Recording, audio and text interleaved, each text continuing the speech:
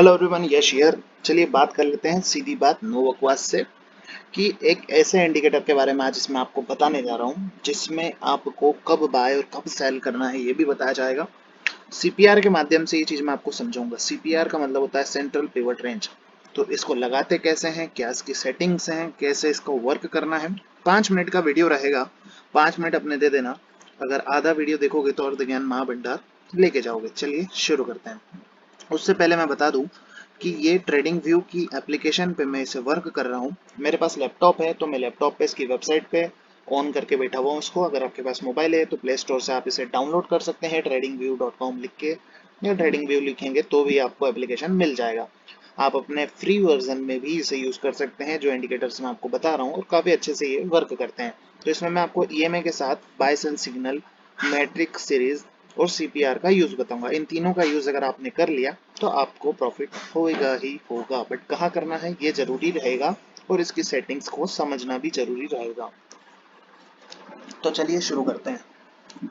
सबसे पहले आपको अपने लैपटॉप मोबाइल पे यहाँ पे इंडिकेटर वाले सेक्शन पे जाना है। यहाँ पे लिखना है आपको पिवोट रेंज, पिवोट बॉस।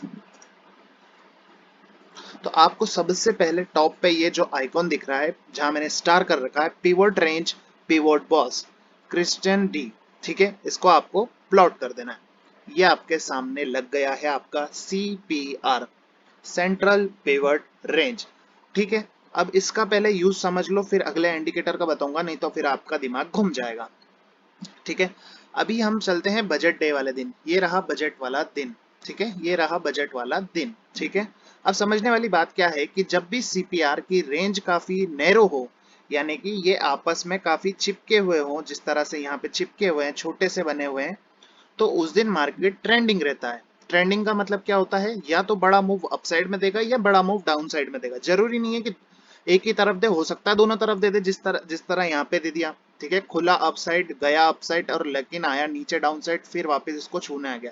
ठीक है, तो सेंट्रल पिवट रेंज क्या होती है, एक मैग्नेट की तरह वर्क करती है, और इसको छुए बिना मे भी अपना इंडेक्स और ऊपर रन नहीं कर सकता। इवेंचुअली इसको छूना ही पड़ेगा, नहीं इस दिन छूता तो नेक्स्ट डे छूना पड़ता है। ठीक है, एक बात और, सेंट्रल पिवट रेंज के ऊपर जब भी मार्केट ओपन होगा, जैसे ये रही हमारी सेंट्रल पिवट रेंज, ये नैरो है, इसके ऊपर जब भी मार्केट ओपन हुआ है, ठीक है, उस दिन तो ट्रेंडिंग रहा ही है। लेकिन इसका एक मतलब और होता है, जब भी मार्केट सेंट्रल पिवट रेंज के ऊपर हो, उस दिन मार्केट को बुलिश माना जाता है। ठीक है, हालांकि ये किसी किताब में नहीं लिखा है कि भाई बुलिश ही रहेगा उस पूरे दिन, गिर भी सकता है, जिस तरह से यहाँ पे न्यूज बेस्ड था इसलिए गिरा, लेकिन जर्नली यही देखा गया है कि जब भी सेंट्रल पिवट रेंज के ऊपर मार्केट ओपन होगी, वो उस दिन बुलिश परफॉर्म ही करेगा। ठीक है, थोड़ा बैक टेस्टिंग में जाते हैं, और यहाँ पे ये जो आपको तीन एंड यहाँ पे दिख रहे हैं, इसकी रेंज थोड़ी सी लंबी है।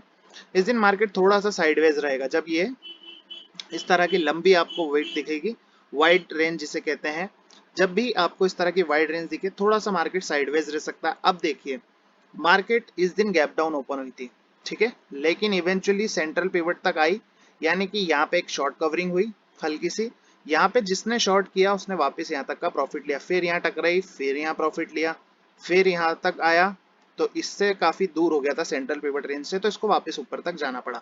ठीक है, अब इतना आपको थोड़ा बहुत तो ध्यान रखना ही पड़ेगा किस चीज को मैं क्या बता रहा हूँ। ठीक है, एक चीज समझ लो, सेंट्रल पिवट रेंज के ऊपर ओपन हुआ है तो बुलिश, उसके नीचे ओपन हुआ है तो बेयरिश। ये चीज क्लियर है। अब चलते हैं, वेरी गुड, दूसरे इंडिकेटर पे, जिसका नाम है, दूसरे इंडिकेटर का नाम है Tony UX EMA scalper, TONY, Tony UX, Tony UX EMA scalper buy sell. ये आपको टॉप पे दिख रहा है, इस पे आपको क्लिक कर देना है। जैसे ही आप इस पे क्लिक करेंगे, आपके सामने कुछ इस तरह से एक पूरा एक चैनल बन के ओपन हो रहा है, लेकिन आपको घबराने की जरूरत नहीं है। इसकी सेटिंग्स कुछ रहती हैं, वो मैं आपको समझा देता हूँ। सेटिंग्स में जाना है, इनपुट्स में जाना है, जहां पे 20 लिखा है इसे 20 ही रहने देना है, इसे छेड़ना नहीं है, यानी कि ये 20 मूविंग एवरेज है। इसमें जहां पे आपको प्लॉट लिखा है इसे हटा देना है, जहां पे प्लॉट एक और बार लिखा है उसे भी हटा देना है।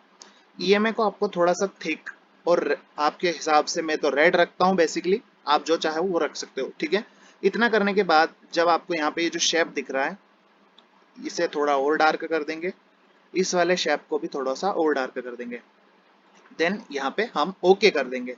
ठीक है, अब इतना समझ गए आप, ये हमारा बाय सेल का सिग्नल इंडिकेटर लग गया। लेकिन अब इसका यूज क्या है, कैसे इसे यूज टू लेना है, वो भी समझाऊंगा। इसके बाद एक इंडिकेटर इसी में बचा हुआ है, तो वीडियो पूरा देखना। ठीक है, देखो मैंने क्या समझाया कि जब भी मार्केट सेंट्रल पिवट रेंज यानी कि इस रेंज के ऊपर ओपन होगा उस दिन वो बुलिश रहेगा। ठीक है, लेकिन मैंने एक बात और कही कि जब जब ये सेंट्रल पिवट रेंज के ऊपर ओपन होगा तो ये एक मैग्नेट की तरह काम करेगा।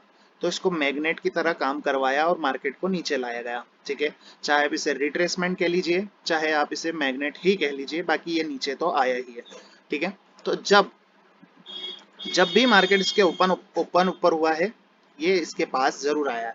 अब आपको इस इंडिकेटर का यूज कैसे करना है वो समझा देते हैं। देखो ध्यान से देखना, ये रेड कलर की लाइन, ये रेड कलर की लाइन 20 EMA है। ठीक है, इतना आपको समझा देता हूँ। 20 EMA के नीचे जब भी कोई कैंडल क्लोज होगा, ठीक है, जैसे ये रेड, इसने यहाँ पे सेल सिग्नल दिया और यहाँ पे प्रॉपर एक कैंडल क्लोज हो गया है। ठीक है, 20 EMA के नीचे एक कैंडल क्लोज हो गया है।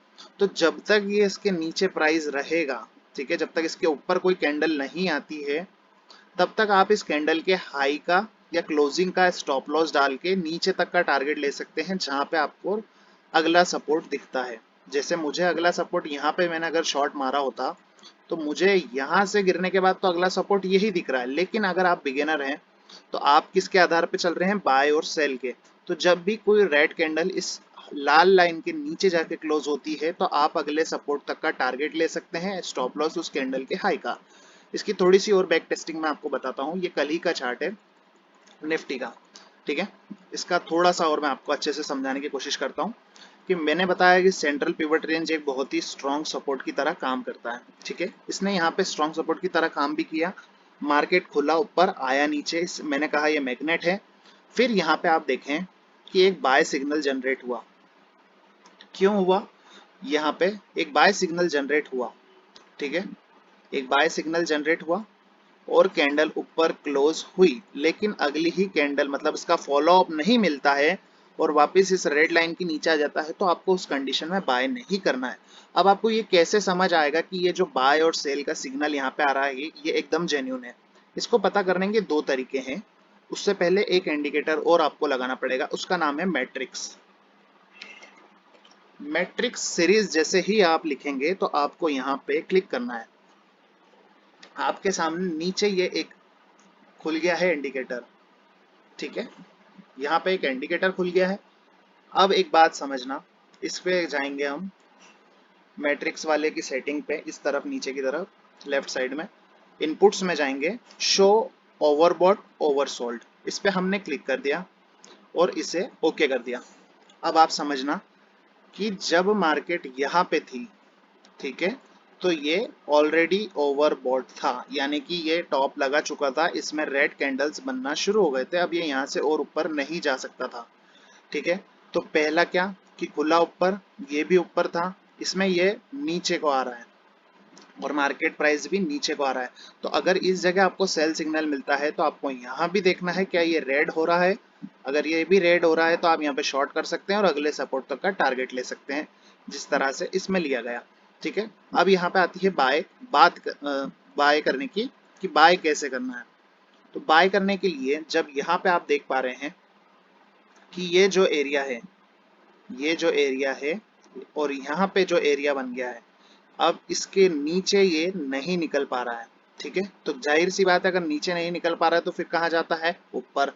तो जब यहाँ पे भी आपको ग्रीन सिग्नल मिलना शुरू हो जाए इस नीचे वाले इंडिकेटर में, तब आप यहाँ पे बाय का अटेम्प्ट कर सकते हैं। लेकिन किस कंडीशन में, जब आपकी ये 20 EMA की लाइन, ये 20 EMA की लाइन के ऊपर कोई कैंडल क्लोज कर दे और फिर उसके नीचे ना आए। आपको इस कैंडल के स्टॉप लॉस लो का लगाना है और बाइंग में बन जाना है। अब आपको कहाँ से दो सिग्नल मिले, पहला सिग्नल तो क्या मिला कि आपने इस 20 EMA के ऊपर जब कोई कैंडल क्लोज हुई तब खरीदा, और दूसरा यहाँ पे भी आपको ग्रीन बार्स बनना शुरू हो गए थे।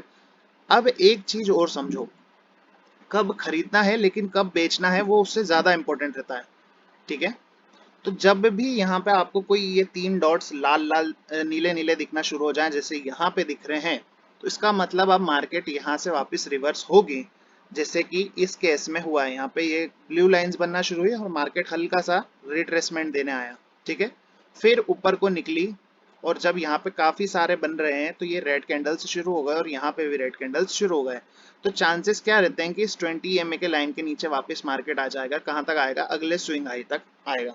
तो आपको खरीदना कहाँ पे है? जब ये नीचे की तरफ रहे, ये वाला इंडिकेटर, मैट्रिक्स सीरीज वाला इंडिकेटर बिल्कुल बॉटम पे रहे, तब आपको बाय करना है। और बाय कब करना है? जब आपका बाय का सिग्नल जनरेट हो रहा है और उसके ऊपर एक कैंडल क्लोज हो रही है रेड लाइन के ऊपर। फॉलो अप कैंडल पे आप बाय कर सकते हैं पिछले कैंडल के स्टॉप लॉस से, और आपके टारगेट्स अगले स्विंग हाई या अगले रेजिस्टेंस तक के रहेंगे। वो आप प्रीवियस चार्ट को थोड़ा सा देख के समझ सकते हैं कि अगला रेजिस्टेंस कहाँ है। जैसे इसमें अगला रेजिस्टेंस कहाँ आ रहा है? इस जगह पे आ रहा है, ठीक है। तो मार्केट हल्का सा यहाँ पॉज लिया, फिर उसके बाद अगला रेजिस्टेंस कहाँ आ रहा है? इस एरिया में आ रहा है। तो इस तरह से आपको थोड़ा सा समझना पड़ेगा और फिर उसके बाद आप इसमें बाय और सेल के सिग्नल को जनरेट कर सकते हैं, ठीक है। तो आपको इस इंडिकेटर को भी थोड़ा देखना पड़ेगा। जब जब ये यहाँ पे नीचे की तरफ रहेगा, ठीक है, जब ये यहाँ पे नीचे की तरफ ब्लू लाइंस बनेगी, यानी कि अब यहाँ से बाइंग आने वाली है। जिस तरह से यहाँ पे बजट वाले दिन हुआ था, जब मार्केट ज्यादा गिर गई थी, ठीक है, जब मार्केट ज्यादा गिर गई थी तो फिर मार्केट यहाँ से रिकवर हुई, ठीक है। तो यहाँ पे आपको ब्लू डॉट्स देखना है। क्या यहाँ पे ब्लू डॉट्स बन गए हैं? ओवर सोल्ड हो चुका है। तो मार्केट में एक रिकवरी आएगी, जो रिकवरी आपको ऊपर तक ले जाती है, ठीक है। तो बाय कब करना है? जब ये नीचे की तरफ आ जाए पूरा। कौन सा इंडिकेटर? ये इंडिकेटर जब पूरे नीचे की तरफ आ जाए, ओवर सोल्ड हो जाए, ब्लू डॉट्स लाइन आने लग जाए और ग्रीन लाइन शुरू हो जाए, तब आपको यहाँ पे बाय और सेल के सिग्नल को देख के बाय आप कर सकते हैं अगले टारगेट तक, ठीक है। और सेल कब करना है? जब यहाँ पे टॉप पे आपको दिखने लग जाए कि अब यहाँ पे ब्लू लाइंस बन चुकी हैं, यहाँ से मार्केट नीचे को आ सकती है। तो उस कंडीशन में आपको यहाँ पे सेल का अटेम्प्ट लेने की कोशिश करना है, जिस तरह से यहाँ पे हो रहा है। तो जब आप इतनी सारी चीजों का एक साथ कंफर्मेशन लेंगे तो आपकी एक्यूरेसी भी ज्यादा हो जाएगी और आपके टारगेट्स आने के चांसेस भी काफी ज्यादा हो जाएंगे।